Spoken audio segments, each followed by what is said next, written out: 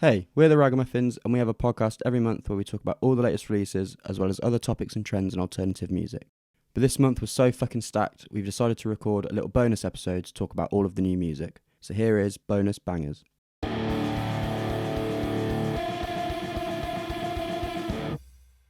So, Architects released another banger out of nowhere, didn't they? Loads of bands have released bangers out of nowhere, hence why we've had to record a bonus segment to the podcast.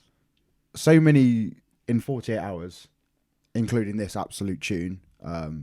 Did not see it coming. I've seen Sam talk about online how this is not anything left over from For Those That Wish to Exist. This is something completely new that they've written recently. One thing I think when we've had brief conversation, Alex, that I kind of mentioned first of all, is that it does have moments that sound very Beartooth-esque compared to the last album that they released. Yeah, that was the first thing that struck me, is that main intro riff, but then also the breakdown, the closed hi-hat breakdown was like something straight from below. But the thing that surprised me, I was listening to an episode of The Downbeat, and I can't remember which one it was, and Craig talked about how he feels like Architects fans are so conditioned to having a really polished production sound that something that was a bit more raw would be a bit too much of a shock to the system. But I think that actually, for me, it's been quite refreshing. Like, I think it depends how long you've been an Architects fan. Like, you've been a fan since pretty much the start, really. So you've been used to when, like, Hollow Crown kind of era, when they were, I wouldn't say they were raw, but they weren't as polished as they are now. Yeah. So and even to older fans, it's not anything new, I guess. Because even little details like having the drumsticks count the song in, which is sort of unnecessary because the song then starts with only the guitar. But I feel like that's a really deliberate choice to make it feel like as raw as possible. It might just be Dan's sense of humour as well, to be fair. Well, yeah, that's true. But for the song just being the song, it's got some great riffs straight away. And I love like the double time once like the vocals kick in, once like the whole band kind of get into that verse section, the whole kind of like changing that tempo just really pushes that song forward. And then even the second verse when it comes in, there's like additional production. You can hear more electronics. It's almost like not them copying in any way, but you're seeing like how Sleeps have developed and they've put their like electronics in, and obviously both of them being friends with each other between the bands, that they might be seeing things that people are doing in this scene in particular and kind of adding that in. And I think it does add to their overall sound with that. And these verses are really short and quick, and it felt like that chorus hit so quickly and was really, really impactful. Yeah, I think part of why the chorus sounds so amazing and hits as powerfully as you say is because of how short and intense the verses are. Like, I didn't check the time note or anything, but like the chorus comes in so quickly. I think based on the music video, like there's intro, verse, bam, you're already at a chorus. It's something like 51 seconds in. Yeah. I remember watching it last night, because that's the other thing. I really love the music video. That kind of one shot continuously going round. It was just really, really cool and kind of, again, different. You don't see that often. Obviously, like we've seen like in the Sleeps ones, they do a lot of one shot, and they've tried doing that before with like four walls. And so again, like you're kind of getting these nice influences bouncing off of each other. But no, it's just like a really cool, different kind of video compared to just a standard performance in a way. I think that adds to the rawness as well, though, because like when you think about the most recent thing we've had from Architects has been them with a massive fucking orchestra at Abbey Road, and then before that them playing at the Albert Hall. So for them to strip it back to just them in a circle, I think it is one shot. I think it's just like it was the best thing they could do, because I feel like there was definitely a worry in a subsection of the fans that they were going to start leaning towards like a radio rock sound. Yeah, and create some kind of disconnect. Yeah, and I feel like this is sort of it's hooked me way back in. I think we mentioned on a previous podcast episode that they're not very active on social media anymore, and kind of maybe that connection to the fans is being lost. So, like you say, maybe this is kind of a way to claw some of that back. But also with that as well, I've seen Sam and Dan tweeting with like, I don't know how to describe it. Like just tweeting like with genuine, real excitement rather than just new song 6 p.m. full stop. Just regular like, band promo shit. Yeah, regular band promo shit. It's like this is actually them just being so gassed on the song and being gassed to tour. So I can't wait to hear it live as well. That's the I think I even saw today about them putting out like 10 days until tour. This tour that we're going to see them on very, very soon now. It's been pushed back so many times, whether it be the virus we shall not name, whether it be the birth of Dan's, I think, second kid, which congrats to him. Yeah, like this has been a tour they've wanted to do for so long. They're going back to Ali Pali, where I know we went and saw them down, and at one of their biggest shows they'd kind of done at that point, and it was after they lost Tom, and it was a very, very big moment. And I think this is going to be a tour that I think is going to really help define them as top tier again. It's not like they fell off or anything, but it's that like reaffirmation of their high. It's been a while, isn't it? There's been a bit of a break. Like they seem to have so much momentum, and then nothing for like a year and a half. They played some small shows more recently, but arenas is the level they're at now, and places like Ali Pali is where they're going to really shine. And this song is going to sound good with that chorus. That chorus is going to have such a big crowd sing along. And the thing is with the production as well, that they always have amazing production. It's just going to be such a show. Set opener? Quite possibly. Ooh, yes. Quite possibly. That's a strong...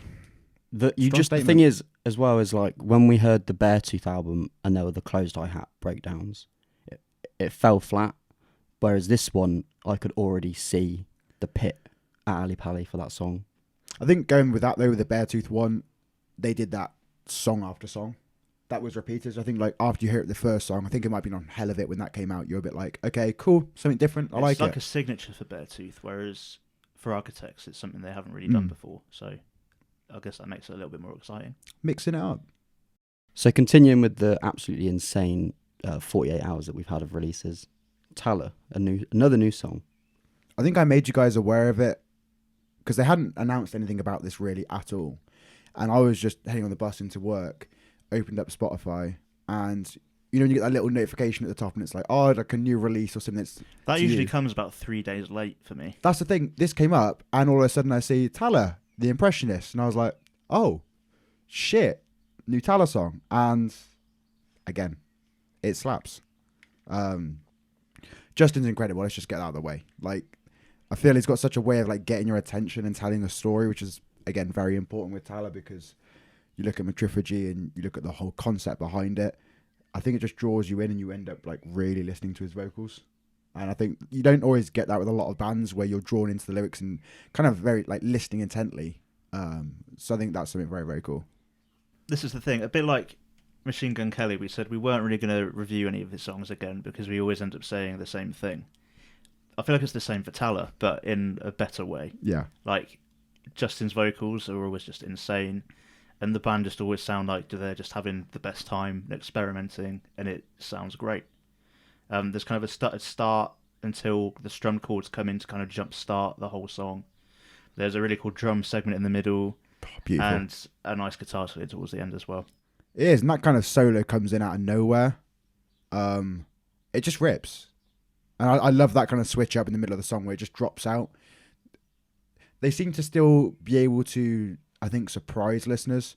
There's such a sound that's distinct with Tallah that you can kind of recognise it by their tones and what you're hearing. But yeah, that solo. Yeah, it's mad, isn't it? I think what I like the most about Tallah is that they've not shied away from sort of embracing the new metal genre that they've been attributed to. And it feels like now they're at a point where, I mean, Metriphagy was amazing. Now they're not even reinventing the wheel, they're just breaking the wheel. They're doing what they want. Yeah, they've taken all the things that are great about new metal, turned them up to 11, and then on top of that, they've got one of the best vocalists, one of the best drummers, and then they're just doing whatever the fuck they want musically as well. The thing is with that like new metal kind of vibe with it, I really felt like they put like Musin's DJ parts much higher in the mix as well, and like really pushed that. Like hearing that felt like it just added to the chorus, like the scratches and that, and the wall of sound that they kind of create as a band. And then I feel like as that chorus just slams anyway, but for the most part throughout the song, it feels like they're cool. We're at a nice 100% level. We're like all performing top tier. And then when it gets to that last chorus, it's just a slightly bigger crescendo. It's like they've gone from that 100% to like 150, and they've just raised it so much higher, just closing off that song so strong. I find it quite funny that this is probably one of their tamer songs. I know, and that's But the weird says a thing. lot. Yeah, it's just an incredible band that, I think we're all desperate to see it at some point. So much so that we've had discussion considering just getting like a Bloodstock day ticket, pretty much for the most part, to see Tallah. So hopefully they're going to tour the UK soon and we can go, because I'm very desperate to see them. I think also another thing that's interesting is knowing the concept in advance of this album, whereas with Metriphagy we're sort of learning after the fact.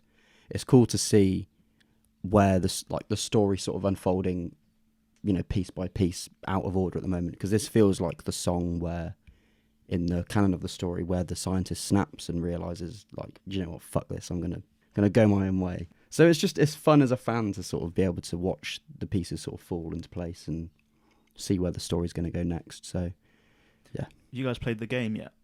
No, I haven't. That's quite interesting. Might have to give it a go a bit later on now. Maybe we should do a let's play. That's a good idea. You heard it here first. Switching gears completely, we got a new song from Dan's favourite band. The Wonder Years. Why don't you give us your thoughts first then, Dan? I mean, for me, as a long time The Wonder Years fan, it's an instant hit. It's got a well-written melody. It's really well written. The melody of the verses match up really nicely. Sonically, I feel like it's kind of a mashup of their recent two albums, but lyrically, it's almost like an Aaron West song, in the way there's kind of this character in Madeline and this other person that's trying to contact them, seemingly.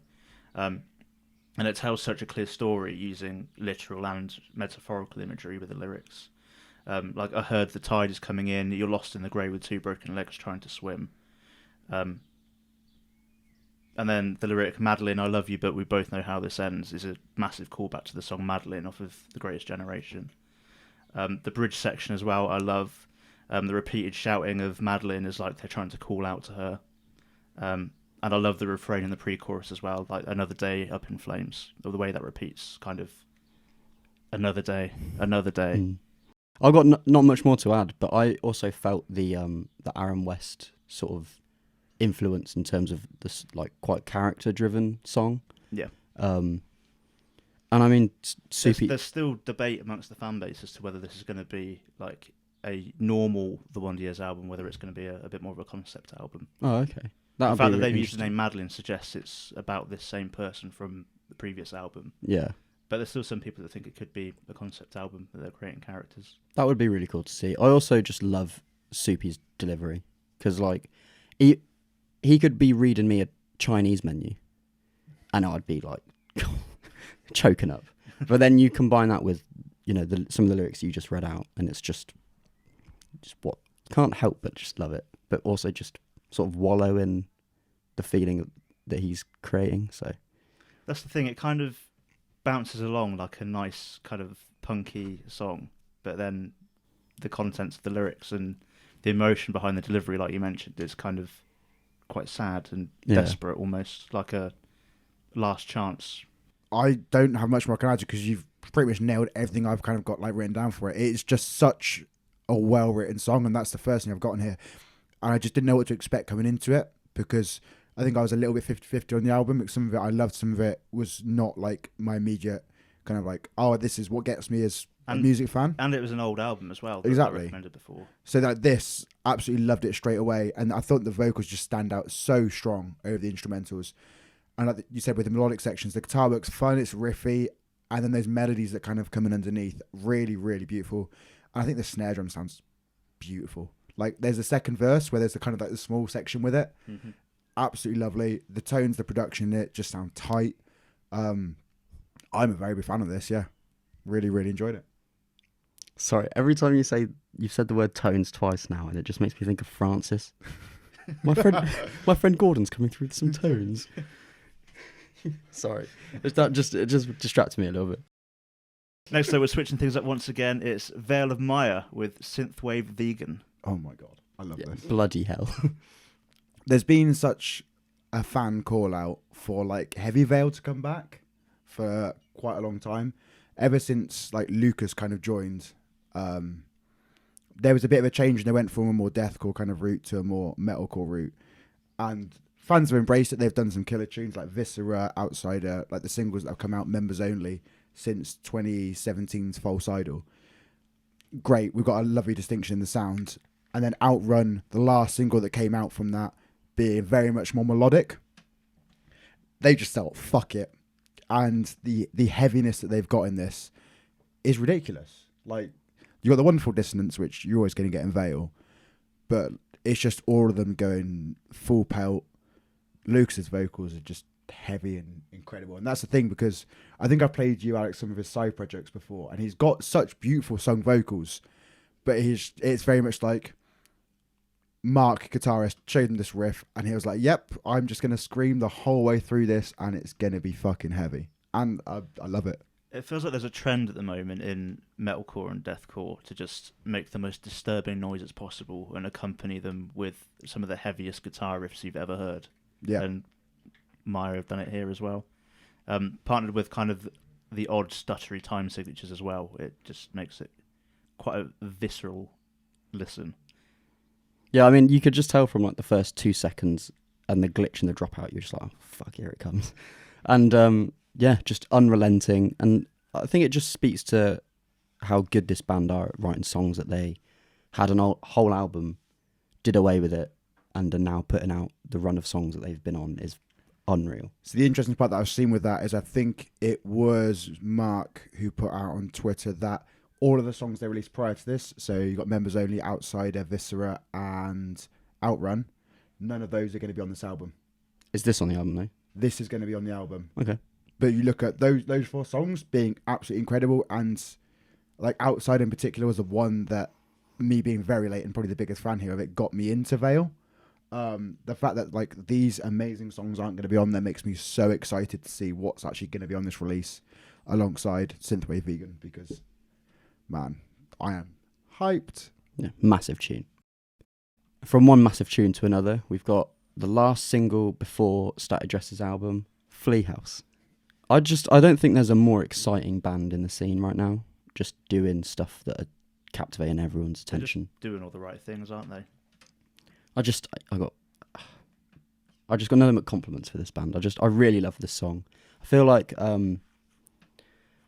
it's just so effortless how they can combine like pure chaos with melody. Like whether it's Ollie singing a really nice, beautiful melody over the top of like chaotic guitars, or him screaming over a really beautiful guitar part. It's just like that constant clash is just creating such a strong mood, and then you get lifted up into a chorus, and it's just, I think the unpredictability as well. You never really know where any of these songs are going to take you. I think my main takeaway from this song is Ollie's screams. Yeah, like he's screamed before in other songs, but I think this is the best we've heard from him in that department so far. I'm pretty sure I said when we reviewed whatever the last single was, I can't remember off the top of my head, but I'm still kind of waiting for that single to come out that's going to be like, yeah, okay, now I got this, now I'm into this, and this is it. Definitely my favourite song I've heard by them. The intro's just strong, it continues. Great mix. I love the cymbal sound. They just sound so crisp every kind of time it hits and goes through different cymbals. It's beautiful. The back and forth he has with the vocal delivery in the second verse was lovely. And it just helps like with the progression. It feels like it's a very natural song and how it goes. Like the structure flows beautifully. And you just kind of find yourself just having your head bobbing along to it without even realising, I think, sometimes. So yeah, Static Dress, they've got me now. So yeah. Yes, come on. And also I'm excited to see how this fits into the context of the album, because we were messaging earlier and said about that every decision they do is, the attention to detail is so on point that everything's got meaning and everything has its place. So I'm just really excited to see or hear everything in context, because they've been building this world for so long, this sort of the VHS sort of motel room vibes, and it feels like everything's going to come to a head with this album, and I'm really excited. And finally, we've got Foxglove by Boston Manor. Yeah, they're just fucking sick, aren't they? It just slaps, doesn't it? Incredible. I can't think of a band in like the scene at the moment that's this like effortlessly cool. In just the sound, the presentation, especially in the way that Henry delivers his lyrics. I love that on this. The way, I mean, he's always been great at it. Yeah. He's probably been one of the best at it. But the way that he kind of switches from the cleans up Into the scale into the scream, yeah, is just effortless, like you said. Yeah, I mean they know exactly what their sound is now, and they're just every song now is just honing that in further, and I think it's just really great. And also I like that their sort of vibe for the past sort of few releases has just been, I'm a bit of a piece of shit, and I quite like it. I think staying on that with like Henry's vocals, they sound fantastic. And then, like you said, when the harshness came in, it just got my attention even more. But what I've learned from kind of getting into them more recently is the lyrics and the phrasing. It's just something they do incredibly well, and how like he'll go over the bar lines and how the lines just flow into each other. And again, it's like I mentioned earlier with Justin from Tallah, I find myself just listening so intently to what he's saying, and it just kind of like really gets a grasp and just holds on to you for that moment. Instrumentally, it's just lovely. The verse builds so nicely, and I love how the drums changed as it goes through from more like a tambourine hit to then like closed hi-hats, to then even the drum beat completely changing in the second verse. Like, again, a beautiful natural progression in that song, and I just can't wait to see them at Trees. I'm kind of holding back from saying I can't wait to see them at Download, because it would depend on the clashes a bit on that, because I think they're on a very like stacked day at Download in terms of where they could be on with that. They are 100% a lock-in for me to go and see at Trees. I would love to see them at Download as well and get like the two in close proximity. I can't guarantee that. However, I absolutely fucking love You'll the be song. seeing them soon, regardless. Either way, I'm gassed to see Boston Manor this summer. I felt like the start of this song as well, like the thumping drum beat and kind of the bassy, almost bassy like riff was a bit Royal Blood like at the start. Yeah. And then it kind of transforms back into this Boston Manor beast that we know. I think also we've spoken a lot about bands that should headline Download and stuff, but I see Boston Manor as a future slam dunk headliner. Yeah, I think they've just got this air about them now of like, it's unmistakably them. And the thing is, they could now just churn out all these songs that sound the same, but they're managing to do little things every time that make each song feel different and fresh. They still feel distinct, and you can differentiate which song is which. It's not stale in any way, even though, like you say, they have that kind of that sound that you can recognise instantly as them. It's all about their versatility. I mean, they started out as a pop punk band, so they've still got that in their locker. That's where they've cut their teeth. But like, they're big fans of bands like Nine Inch Nails. You can sense that influence in their sound. Yeah, massively. I think Henry likes quite a lot of hip hop, so there's so many different influences that they're now obviously channeling through and making this kind of cocktail of sonic goodness. Yeah.